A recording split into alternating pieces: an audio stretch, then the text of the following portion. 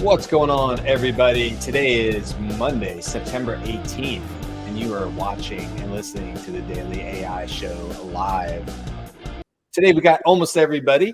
And today we're going to talk about SGE, and that's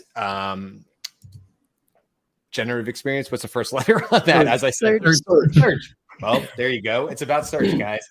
Wow, I'm off to a great Monday start here. This is a good indication that I should immediately pass this off to somebody else because that's apparently how today's going to go. So I don't know, Robert or Carl or somebody else. You guys want to kind of kick things off and talk about SGE, what it is, what Google's trying to do, Google Labs, all of the above? I don't know. Where do you guys want to jump in? I think it's good. I'm surprised how many people don't know about this, but I guess we'll just start with what it is. And first off, you can't really access it if you're using a company domain, a company empowered. Usually they don't allow it for your Google account. So you have to use your own Gmail account first off. So you just go to your typical browser window, and on that account, you'll see a little beaker or whatever it's called. You click on that and you can turn on or off some of these new AI labs. Whatever labs experiences. One of them is SGE. So what that basically equates to, we can do some screen shares if anybody wants to jump on that, is basically it's injecting at top of funnel or above the fold, as people say, a version of a chat experience that Google is experimenting with. So basically, whatever you're searching for, I want a bicycle that is electric that I can commute to work, right? So it's going to answer that question just like ChatGPT would, and then everything else that typically is part of Google's offering is going to be below that. So I mean, I'm being generic here, but what we're experiencing, there you go. There's an example right there of the green part being, owning the majority of the screen, as you can see, and part of my my gut tells me that this is kind of a repackaged version of what they were already doing with other algorithms and other ways of displaying content. Now, some might say, and Carl can correct me if he thinks I'm wrong. Maybe you can do a pushback. People often say that Google cannot afford to have their $1 trillion market share disrupted by AI. So there's no way they're going to just sit and let this happen. And some people say that they're willing to cannibalize themselves in lieu of the new AI architecture. So I guess what I'm trying to say is this is their version of playing at that game. And because obviously, as you know, for the last several years, Google has been trying to constantly keep people on this page. So Carl, you want to object or jump in or add stuff? No, I think like the number one takeaway after been using some of this, can we bring that screen up again? Of course. Yep. Yeah. So I was, if you let's actually look at, because I think this impacts both the organic search side and the paid search side. Now, what we don't see here is obviously the search term is what is HARPA AI. But let's try to find something more. Can anyone give me a topic that someone would actually pay for the search term? Best OLED TV 2023. Sure. Let's do that. I've been doing that recently.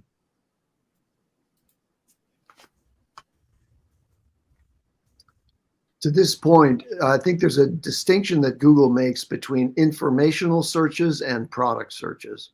Correct. So, Here's a good example of where a sponsor comes up above it too, guys. Yes. When SGE originally came out for testing, they didn't have the sponsored ads weren't there. So that was not there. But now, as you can see, it is all the paid search is still going to be above the generative search. I think the big takeaway is they're trying, if you look at everything posted here, if you test this against, say, ChatGPT for informational searches, ChatGPT, Bard, Perplexity, Claude, it's not going to be as comprehensive. And I think that's a very deliberate to ensure that you still, quote unquote, click on the links to go to the publisher. So they're trying to have it both ways. So you can get your search, but also be able to click to the publisher. If you see all those little arrows, everything tries to also get you to the, the site where, they're pulling from. Exactly. Like here. Which is my big beef, is like, this is just a repackaged version of what they're already doing. So it's like, they're trying to play in this game, but they're faking it.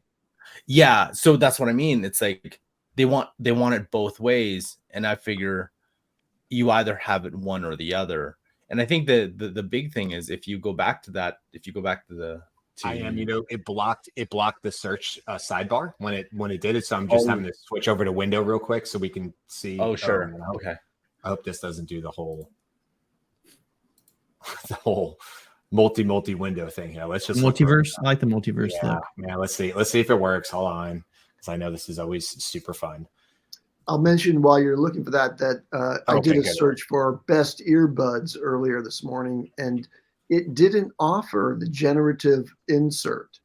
It didn't put the insert in, but it did down below a number of other results. It said, would you like a generative search on this term? Really?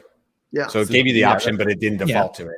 I've noticed that sometimes it'll just wait if you're prompting to see if you want it. But I want to talk about something that came up with one of our franchise owners or agency partners, and we did a little test. And she's in the business of helping small business owners optimize themselves on Google rankings. That's what she does.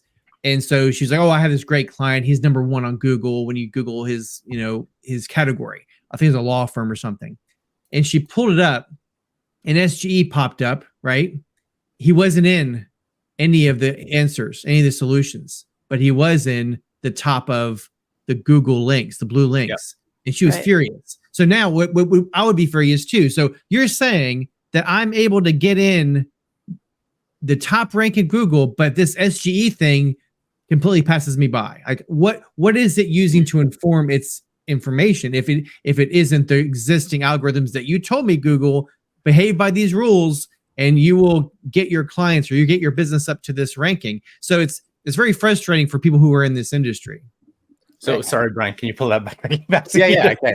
Or is it easier for you, Carl? Do you want to share it from your side, or do you want me to do it? Yeah, I can definitely share it from my side. Only because that way you can click through what you want. I feel like I'm going to click on the wrong thing for you guys.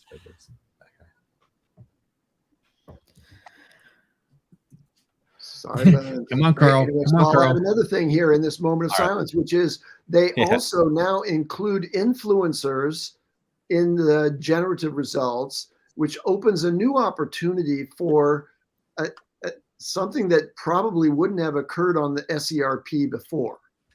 And that is exactly right. Now you can start to generate quality content on the number of other platforms and be acknowledged by Google as a source of solid information that is a resource in the generative search results.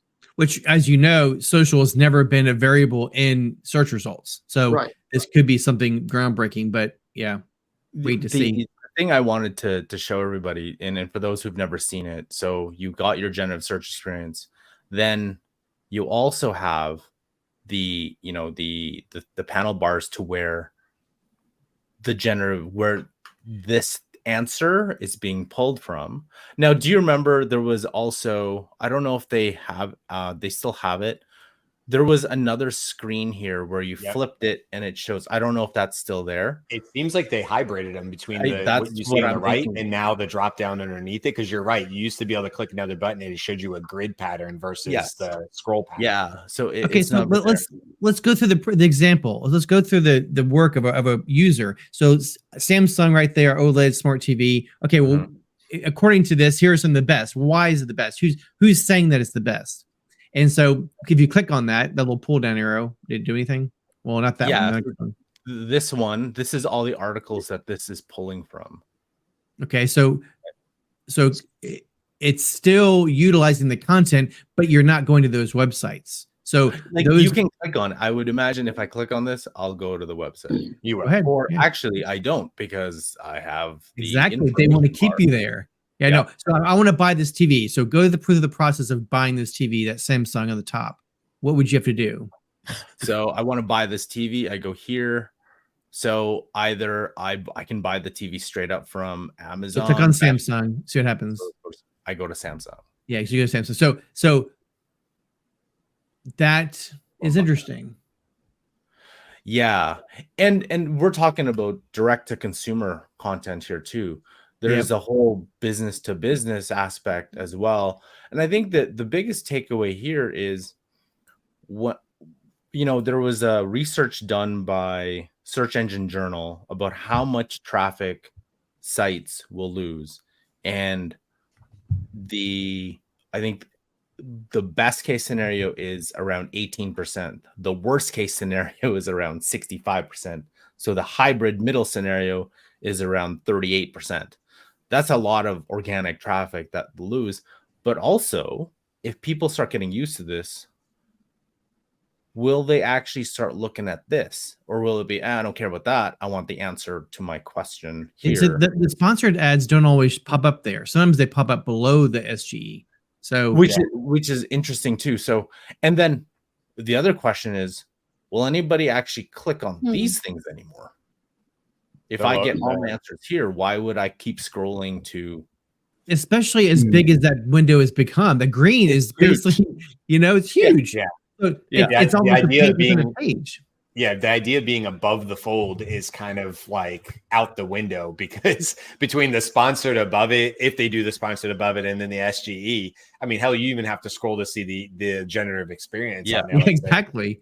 And sometimes I don't know this either, if there's any correlation between color. Sometimes mine are pink or fuchsia, sometimes they're green, sometimes they're blue. I think that's just a visual experience, but I was like, I'm curious if that has any correlation to like the type of search, or I don't know, tech or versus this. Probably not. It's probably just whatever color randomly comes up to it. But I was curious why I changed colors like that. But everyone, you can see they're still so like the UX here, they're trying to straddle that fence. So I can click here, but then I can also ask a follow-up question. This doesn't happen in Bing, where in Bing, it's straight up, if you're in the question, you keep asking questions. There is no you can go all the links. So it's interesting that they're still trying to get you to click on the links, yet they're trying to give you the answer, but they want to give you all this. It's like a crazy. But you just showed something here, Carl. You just shifted from the Google interface. Now you're in the SGE interface. Yes, because it's no longer the Google search page. This is interesting. Yeah, because you clicked on that follow up question, and now you're in a whole different window. But they still have. They still try to give you the 10, the 5 or whatever blue links, just so you can. There's still a way for you to click traffic. Now this is easy. Back to Andy's point with a product, it's easy to basically. But what about services, or what about just factual things, or vacation spots, or I don't know. I can't think of a good example, but how about what is? Let's pick an industry. Let's not pick a product. Let's pick an industry. What would give me an industry? Automotive. Let's go with something like you probably find a lot on any sort of like health supplements, health foods, any sort of nutrition shakes, anything like that is going to be pretty easy to find content on. How about this? What can I do to lose weight? How is that? That is fast without exercise. How about that one? Let's do that. So you've got your sponsored stuff, and it didn't even give me the SGE. Probably because it doesn't want to touch it. Yeah. Google's like, no thanks, not touching it. You can have the links. We're putting no dog in this fight. Okay, so you see what they just did? The cut. What is that? What do they call that? What's they call the extra answer that he gave right there? Oh, schema? No, what's the related questions? They have several. I watched this video. This guy was talking about. There's different categories that Google's been doing over the years, and this one is basically giving you the answer. It's schema. They call it something else, but there. How about like a more like generic something term? Data warehousing. So is this part of the experiment? Like it feels like we are that we're beta testers, right? So so it's I'm not sure that we can say that it didn't give us the full pink because because of the question, or that we just asked 3 things and so it's giving us different views because it's testing us? Yeah, I think so. I mean, I was saying before we went live that interestingly on the first page for labs, it says that this is going to end in December 2023. Now, I don't think that actually means SGE is ending or anything like that. I think it's just the experimental side of what Google is doing. And then there'll be something after that.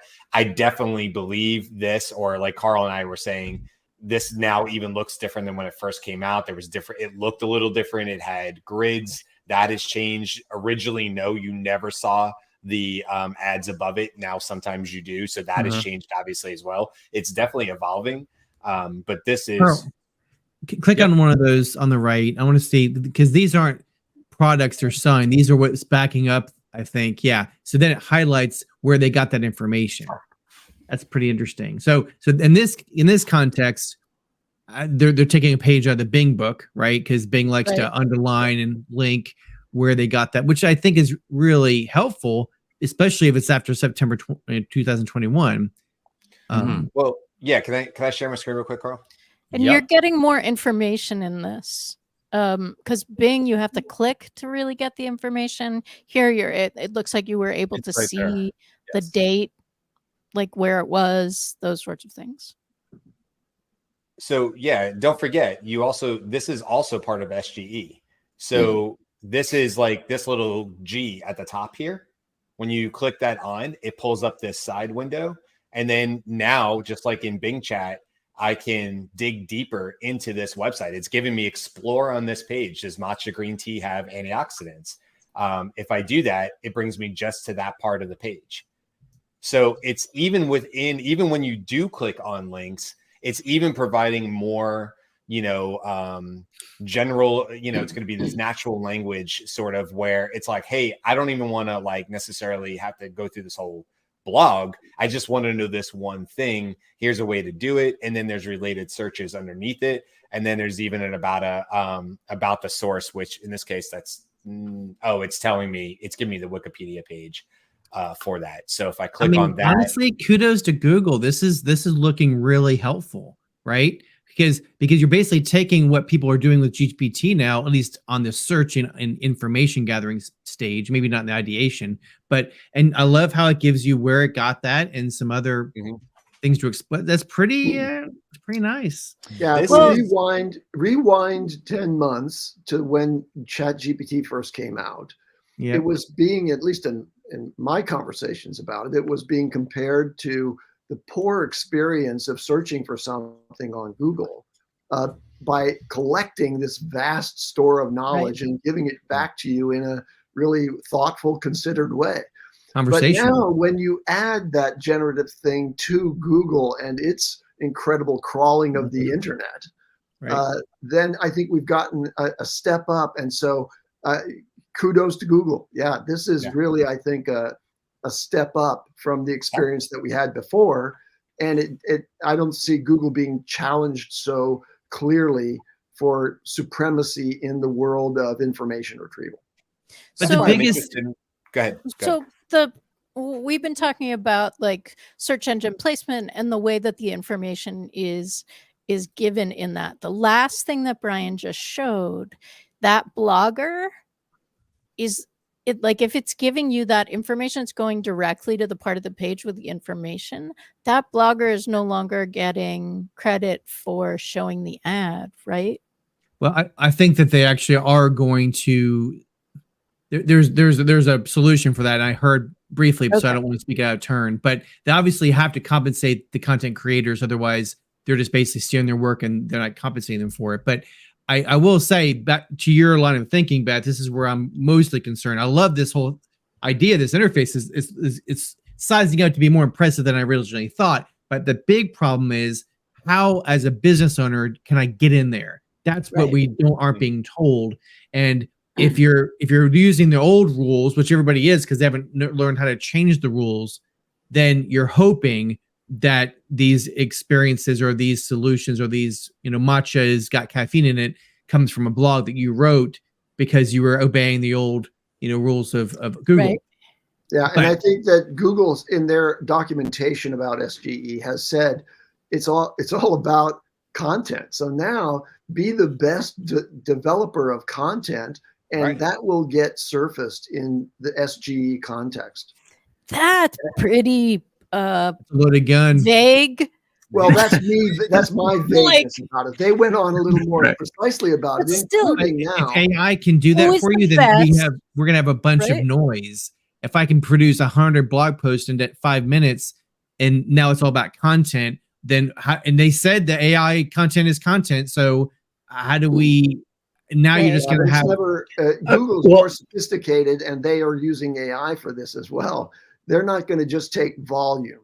They're going to take the actual authority of that page as indicated by the number of users who actually refer to that particular source. So it's now I can call perspectives, right, which will allow you to expand the range of things that qualify you as an authoritative source by including the work that you do in TikTok, in Instagram, and elsewhere where you're producing informational content.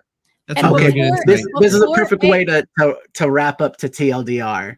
All right, so jumping off of this, so this looks like we want to talk about it. So that's the question: is content still king, and will it be quality over quantity? Go. Well, I'm going to jump off of Andy's. He made a very, very good point that it is about content, but it's about authority. So it's obviously about first-party data. So if you're going to have to build your audience. You're going to have to build your professional, what do you call it? You're going to validate yourself, right? You have to give yourself credibility somehow, because that's going to be, I don't know how they're going to rank that, other than it's just, like you said, users to your page and multiple validation sources of where you're producing content. And then, of course, what those comments look like. So if they can actually parse all that, then you're going to need to work harder. So I guess it isn't more about content. It's about validating your content. Sorry, go ahead. So I'm going to jump on that. If I'm building my audience and my authority, you're not finding me on Google. I don't care if you find me on Google, right? Like, you're finding me because we've had a LinkedIn conversation. You're finding me because you like my TikTok, and my TikTok, I said, go to my link tree and that kind of stuff. I'm fine building my own audience, but it's a totally different thing, I think. Well, except that Google said that they're adding this thing. We didn't see it in the screens sharing that we did, but there's a thing they call perspectives. So if you do a query, and there is someone like you, Beth, who's done a lot of work on some other thing, they're going to offer you up as someone who can provide perspective on that query. So the way to get to the top of Google is not to care, right? Like, to build my, I am not an official Google person. You should talk to Robert. And but that's what I'm hearing from this. All right. So Andy, adding that, or did they say anything about, because I didn't hear about this aspect of SGE until you mentioned it. How are they determining that? Well, again, what makes it magically, as Google does. Right? Well, yeah, because I mean, someone could have 1,000 followers and put really good content up there, or someone could have 1 million followers and they're just talking about a subject, but it's really surface level. How is that determined on what is more valuable or authoritative? Well, it's valuable because people are following. So it's like, if there's smoke, there's fire. So I mean, you're going to get followers either because you're annoying and you're toxic and people like that or whatever, or you're going to, but either way, the masses are winning, right? You can't, whatever that means. I do want to jump in, because remember, there's a couple threats to Google. One is people are starting to realize that even before SGE, there is study after study that showed at 50% of people searching don't actually go to the website. It's like 50% zero click, because most of the information is being provided on this the results page. Yeah, because it's snippets. Yeah. Then the question is too. It's like, oh, do we trust Google to even give us the right information, because it's loaded with ads left, right, before, after. There's not very much space to do it. And now Google's getting the threat. There's threats from TikTok. There's threats from all these different places where you can search information, what you want, other than Google. So there's a lot of threats to where Google is. the trust in what can Google provide, what I'm actually looking for. There's that aspect. And then from a publisher perspective, will it actually show my content?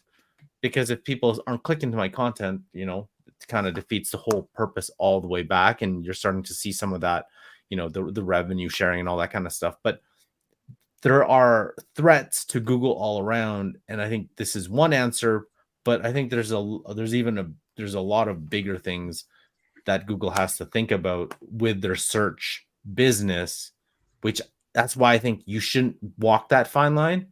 You should just pull the plug and you should go and go run it. I'm sorry, I didn't follow your conclusion there. Pull the plug on what? Pull like, so you know how I'm saying, they're straddling the line, trying to get people to click on the site to go to somewhere while providing the information. My thing is, you should just provide the information and stop trying to get every single aspect of the search engine results. I mean, for SGE to try to get people to click. Have a couple of those, but don't make it like, put actually good in-depth answers. Because if I don't get the answer I'm looking for, I'm just going to go to a ChatGPT or Claude anyway, because I'm not getting a good result. But if I get too good of a result, then I stop clicking. So like pick one. And I say, hey, put a good result out there. That's a good distinction. Like, which camp is Google going to follow? And it looks like they're trying, like you said, to sit right in the middle, because it's easier for me if I wanted some kind of explanation of language models and neural networks and stuff. ChatGPT all the way. I'm not going to go to Google for that, because then it's going to give me. Well, it used to just give me a bunch of links of reports and websites that tell me about it. And like, that's too much work. I need, just give me the answer. So now what they're hopefully doing is they're going the line. They're doing the SGE. This is what LLMs are. And if you want to talk about it, click here and we'll talk about it. Or you can go to these links for authorities. So I guess it's messy, as you're saying. It's a little bit not user friendly. So they got the road ahead of them for sure. My TLDR is that SEO is going to be the same kind of effort. As you said, Robert, you may have to do more of it, but there's a limit now on the amount of real estate and attention that users will deliver to those kinds of placements, because there's a much richer experience that's being afforded by generative. And so it's going to have an impact. I think it could have an impact as much as 30-40% on the amount of traffic you can get by organic search. I mean, I think to, Andy, what you were doing with Fit8, I think to what I was doing, not only when I was trying to, get traffic originally when I had the original CrossFit gym, but then definitely after that, when I had the nutrition company, and, I needed CrossFitters to land on my nutrition company page. I mean, I was trying to drive traffic there. So like, if I put in best energy fitness drink for CrossFit, in that generative experience, it's telling me popular products like C4, and it's telling me, Andy, you and I could go deep into this, and Ghost and things like that, that I think are horrible suggestions, to say the least. Now the top is littered with sponsors from everything from ketone drinks and energy drinks and Zoa and Rockstar and blah, blah, blah, right? It's got a whole bunch of other stuff up there. But like kind of what you were saying to Carl, like if the idea from the user side, okay, I legit want to know what's the best energy fitness drink. Now I didn't define best, so that's on me, I guess, right? Google's trying to figure out what I mean by best. Best cheapest, best fastest acting, best whatever, muscle building, whatever, caffeine, right? There's 1,000 different ways to look at best, but it's trying to give me answers. And it's saying the first two things it tells me is like caffeine is a big deal of it and taste is a big part of it. So I guess it's basing it off of those two answers and then giving me a bunch of who knows from where, total shape, resize, cooking dot something are the options it's giving me. That I don't know that's, I mean, I guess if I'm uninformed, it could inform my answer. Perhaps I will never go farther than the first, Celsius or C4 that's on here or whatever, but it's not really informing me as the user. But then again, Google just cares about trying to get you the answer as fast as possible to satisfy your needs. So it is interesting, but I think I do agree. I think generally what I'm hearing from you guys, I was looking at the screen, but if I'm Nutrition Wad, which was my old company. I don't own it anymore. But if I'm Nutrition Wad and I'm like, okay, what's the September plan of attack for SEO? I don't think I'm going to change anything. I think I'm still going to work on providing the very best blogs I can with the very, very best information I can. And I don't know if Google is going to elevate some of those into the generative search. I don't know how that's going to happen. If I'm a business owner, I literally legit don't know right now. But it still seems to me that the best path forward always, whether it's partially generated by AI or not, is always going to be able to put the most helpful, detailed information I can on a particular niche topic or subject like nutrition for specifically CrossFitters that I can possibly do, and hope that rises to the top, no different than until they tell us what to do. Right now we're optimizing SEO, but now we're going to have to optimize LLM, EO, whatever, language model optimization. There's going to have to be some coaching or some instruction from Google, because they're a little different. It seems, because one's conversational, powered by language model, one is more algorithmic. That's basically keywords associated. So is there going to be a shift? Right now, I 100% agree with you. Stay the course, do what you're doing, because that's informing the language models in a roundabout way, but they're going to optimize for them eventually. So you're going to have to figure out a new method whenever they tell. And look, maybe, we're still chained to the keyboard. We know that this is like, it's just a matter of time before you're just naturally speaking this in. LinkedIn is just releasing something with Sales Navigator. It's no different than Sales Navigator. The only difference is now I can naturally type in and say, show me my second-degree connections who live within 10 miles of my location, who are also in this target persona, blah, blah, blah, blah, blah. I can keep writing. And all it's going to do is like, yeah, cool, Brian, you want this filter, this filter, this filter, this filter. Like, it's the same thing, but people get really excited about it. I feel like that's sort of where all this going is just almost like a pie experience, like we've talked about many times, but a Google pie experience, which is like, hey, Google, tell me about this thing in natural language. I'm just going to hit listen to me. It's going to record me asking the question, and then try to provide some full experience that does not require me to have to go to any blog to satisfy my search criteria. At least that's where I think this is going. And that was the intention of the pie developers, right? Like they're playing the long game for that. All right, Jamie. Based on my current usage, I would like to never have to go to a search website again. I want to just tell AI, I'm looking for this information. I'm looking for the information.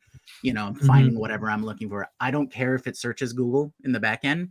I don't want to have to go to google.com, search the thing I'm looking for, find the links, click on the thing. I don't want to ever do that again. I just want to know this.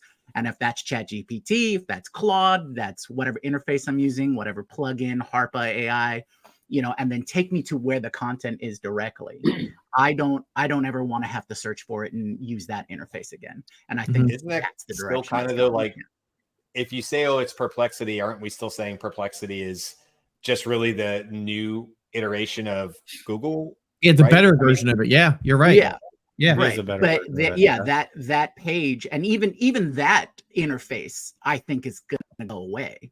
Yeah, but let's remember with you, Brian, it's going to be voice activated with my AI assistant running in the background on my computer, and not there's going to be a Google for that to pull it up. Yeah, exactly. There is going to be a Google for that. Yep. Yeah. All right. Well, we're 4 minutes over, but this is a really interesting topic. There's so much here in terms of, where this is going. It's gonna be really interesting. I feel for all the SEO houses out there, marketing agencies who are having to deal with this in real time for their clients to stay in business, to get them real results, and trying to figure out what this means, because, it's such a big deal. Obviously, you want to be that top result. You so good at the end of the day want your business to show up in that purple, pink, blue, whatever the color they decide area of Google. And if not, Carl, to your point, and I did want to give a quick shout out. I know we're over time, but searchengineland.com. And then they have a blog called How Google SGE Will Impact Your Traffic and 3 SGE recovery case studies.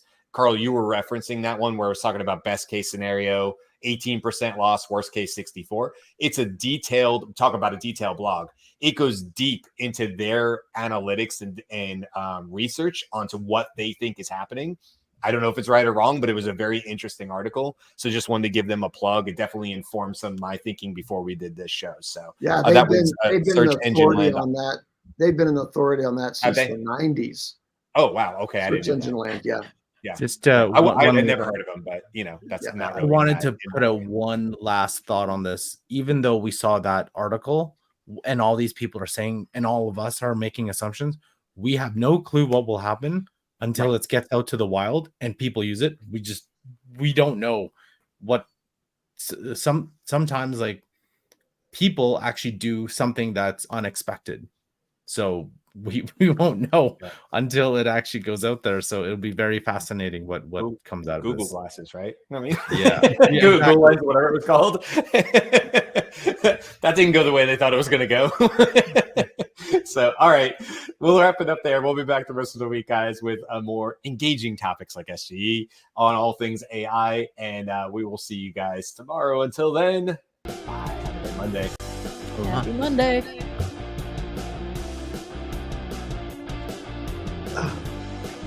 Ugh.